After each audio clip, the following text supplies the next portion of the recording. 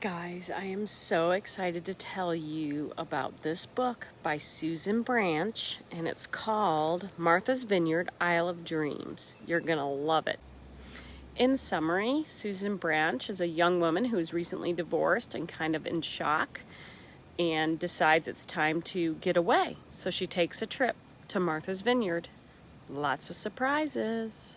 Some of the fun-loving parts about it is the culture shock from California to Martha's Vineyard. If I were going through a divorce, this is exactly how I would want to handle it. Writes it all down, the good, bad, the ugly. Call me crazy, but it ends up being a lot of fun. I know that sounds like an oxymoron because obviously divorce is not fun. But just give it a chance. I mean, not divorce per se. Side note, it's all in her own handwriting. Pictures are taken by her from her camera. They're included. And then she does watercolor drawings throughout. So it's a very different layout.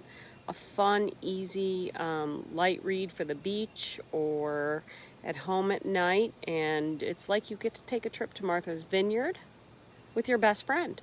Because she definitely seems like she could be your best friend. I will say it is part of a 3-book trilogy, and the order, it's first The Fairy Tale Girl, then this one, The Isle of Dreams, and then the third one, A Fine Romance. That one's a lot of fun too, because you get to go to England with her on the Queen Mary, I think it is. Oh, and a side note, I read this during COVID, right when I just couldn't stand to read anything or focus. This was a great way to pick up reading again, and it got me right back into it.